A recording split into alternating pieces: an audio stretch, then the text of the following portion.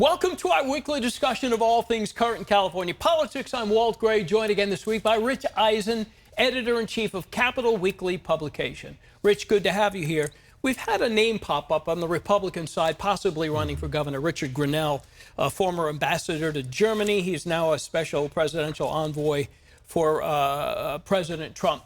He's indicated he would be open to running for California governor if Kamala Harris runs. What if she doesn't run? Is he sort of flexing right now? Well, it's certainly easy to see it that way. I mean, you know, it's kind of a dig at her, obviously. Or maybe he actually believes that he would win only against her. I mean, it's hard to say. He didn't make that very specific. But it certainly seems to be the implication there. You know, whether or not that would come to fruition, you know, of course, it's too early to tell. Yeah. She's not even in the race. You know, yeah, I do think that's a little bit of a flex. Now, he did make noise about running once before in 2022. Yep. And he actually officially bailed out the day before the declaration deadline. So it is something that's been on his mind, but I think if he thought he could beat any Democrat, he would get into the race. But clearly he thinks he could beat her. Well, it seems a lot of people can't make their mind up yet. That's not necessarily a bad thing. Right. Republican Latinos now are going in, having their own caucus. They obviously can't join a Democratic Latino caucus. What does that say, if anything, about the future vote of Latinos in California?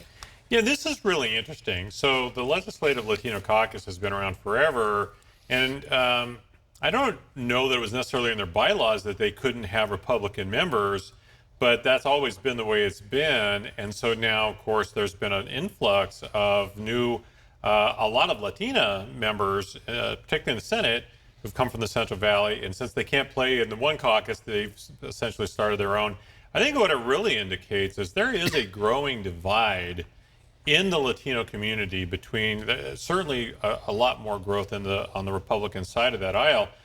Folks like Mike Madrid have been saying this for a very long time.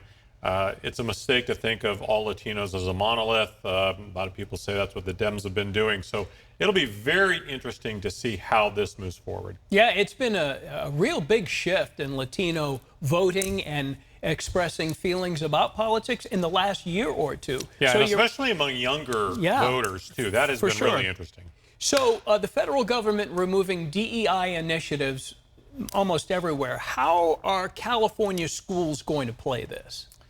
Well, it's going to be tough because essentially the way the Trump administration has worded it is if you don't get rid of your DEI programs, you're going to lose federal funding. Now, in a normal time, that would be a long, convoluted process. I mean, right now, I think it's open to question. We're seeing how fast things are going and whether they're legal, et cetera, et cetera. And, of course, there will be a ton of lawsuits that follow up on this.